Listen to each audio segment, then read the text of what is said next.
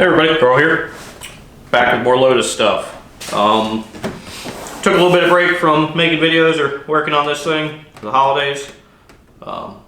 So it is officially New Year. Woo! New Year, new me. Or whatever that cliche is.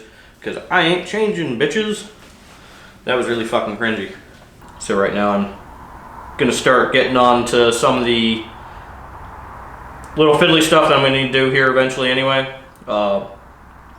I got the car to crank over, but really slowly.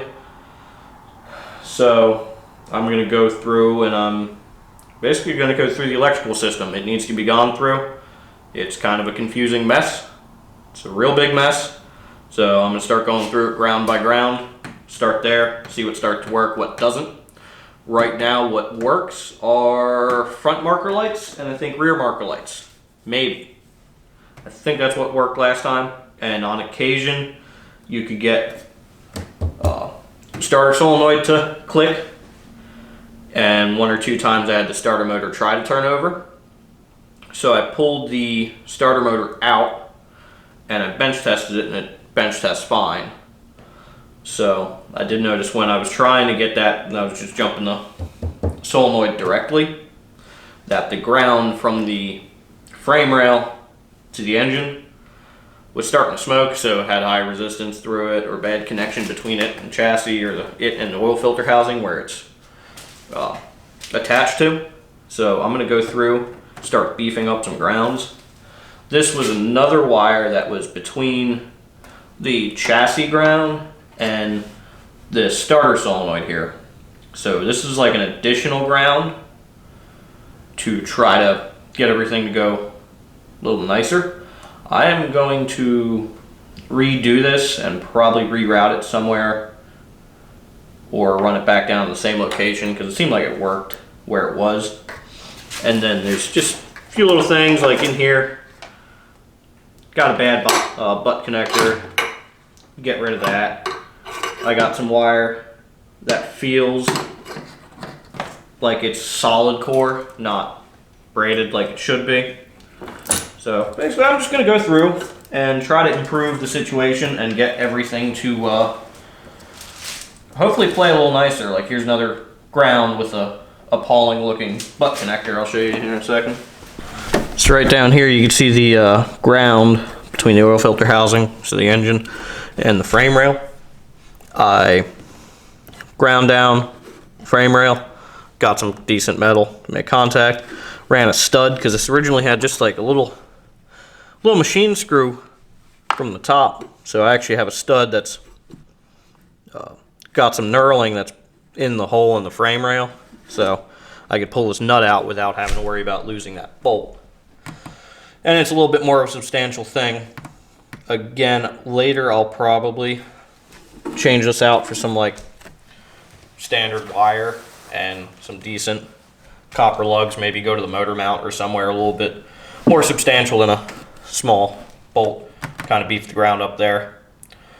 So here's one of the wires for the ignition coil. As you can see, it's got a pretty bad looking butt connector. I'll fix that a little bit later. So there was another ground that was running off the bottom of this solenoid here down there. So I'm going to rebuild that ground and add that in. I haven't exactly figured out what this is, but it was a cable, but it doesn't look too good. So I'll do this wire a little bit later. Get this up out of my way. So I've saved you by not showing you how I made that wire, but I ran that wire again. I know the voltage regulator here works as kind of like a little bus bar. So got to make sure these terminals are snug and clean. If they're loose, they can arc and cause issues, and if they're filthy, they're obviously filthy. Like, see how that kind of almost looks melted? That might have been from a loose connection, and it gets hot. Plus, I don't even know if there's a fuse in here. Yep, there is, and it's good. This definitely is not a factory piece here. I don't even know why it's here. Maybe it is, and it was an afterthought. But these connectors don't look too healthy.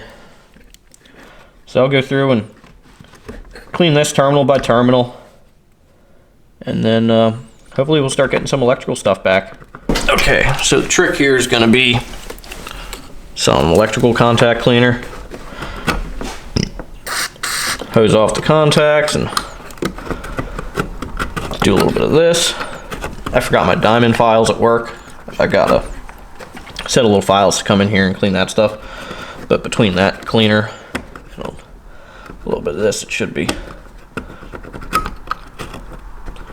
make an improvement.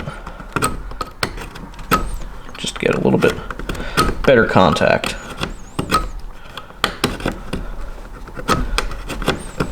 So I'm going to do this to all of this just to get out of the way. Actually start hosing some of the contacts off to get this product to start working. And you also can't forget about where the fuses are. Happens a lot is they'll get a little corrosion between it and the fuse. This happens a lot in Volkswagens and Porsches, air-cooled stuff. You'll need to like twist the fuses to kind of start getting a little bit of the corrosion off of them, and then once you do that, then they'll random things will start working again. So if you ever have like a Beetle or a air-cooled 911, 914 or anything like that, and it starts having issues like that, intermittently things not working, check the fuses and not in the traditional blown or not blown. A lot of times they will be okay looking, and there'll be a little bit of corrosion, and it just won't let the circuit work. So that's a little fun fact. So back here in the trunk slash boot slash whatever you want to call it, I got some mega issues. I got this, which is like completely bare wire that goes that way under whatever that big goo of half-assed repair to the fiberglass here. I think that was fuel sender. I think that was as well. That's looking pretty rough. I'm going to go through and clean that up, and I think that's one of the main ground lugs to the chassis. So that could be some of my issue. These cables could be some of my issue. Like that. That could be a big issue. Right here. My positive could be an issue. I hate these bolt-on terminals because they don't do too well after like 5 minutes in any bit of weather. So I'm going to clean all those up real quick. I'd like to get new cable ends, but that's not an immediate thing. I'm going to probably have to get a new cable to run through, so I don't think that's quite long enough to reach where it should. Obviously the ground's been extended, so whoop-de-dee, but I'm going to go through, clean this junk up and see if I can get it to get a better connection back here on the battery and see what happens. Alright, so I have a park lamp. I have that now.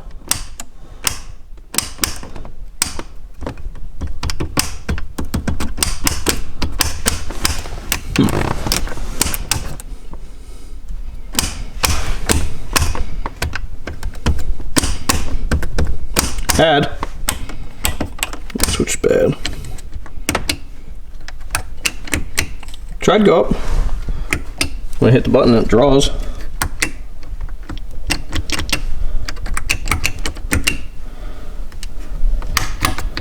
Nothing in the windshield department.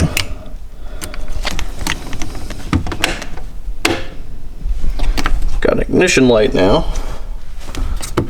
Headlamps. Nothing. Park lamps.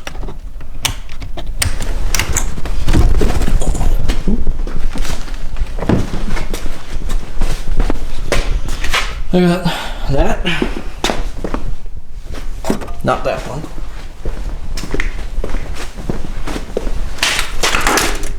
That. And that. So that's something.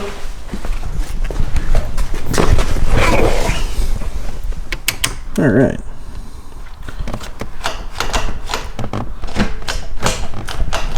Let's see what. All right, well.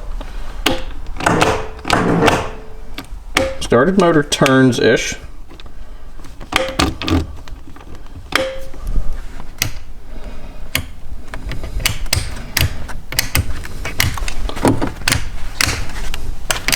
That's neat. Alright, well that's promising. See what happens next. So I gotta slap the oil filter in there, drain what's left of the oil, and then put new oil in it and see what happens. So let's give it a shot real quick. Alright, now motor's got oil in it. I turn it over by hand a few times just to maybe make oil pressure or something, just to kind of ease the pains of first cranking it. So let's see what it does.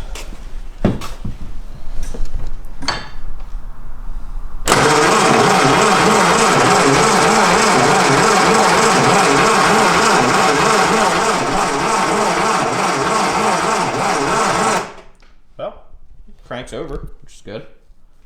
Got some going on over here. See some steam of some sort. That's that cable cooking off still. So I'm gonna try something. I'm gonna hook up a set of jumper cables from the engine, either directly to the battery or to that ground directly to the block.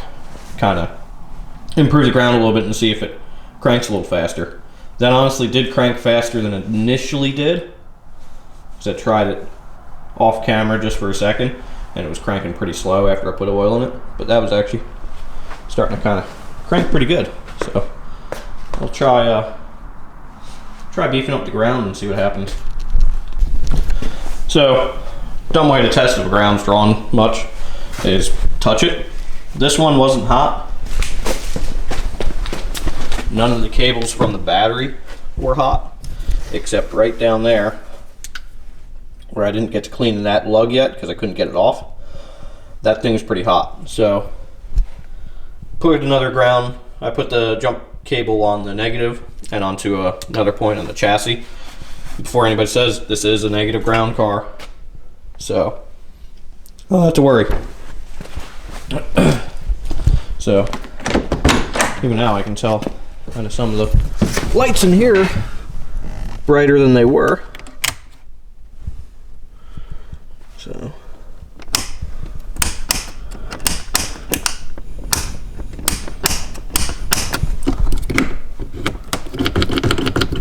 still no headlights.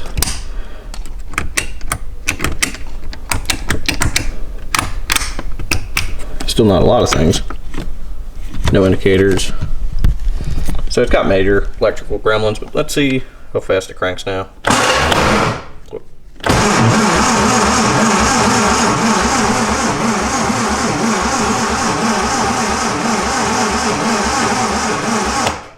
About it did before, so that's not the worst thing to hear. So I'm gonna get it back on the jack stand. I took it off jack stand, put it on jack to try to get the car as low as I could up the front because the oil was not draining in the block pretty quickly.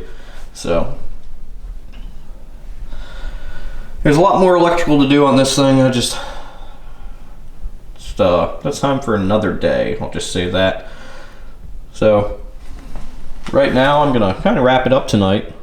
Get the car back situated on stands and get that all squared away. Get the battery unhooked so it don't come out to a smoldering Lotus. So yeah, slowly we'll get this thing back to operational state along with everything else. So sorry, this is a short one. I just wanted to get a video up now. So have a good one.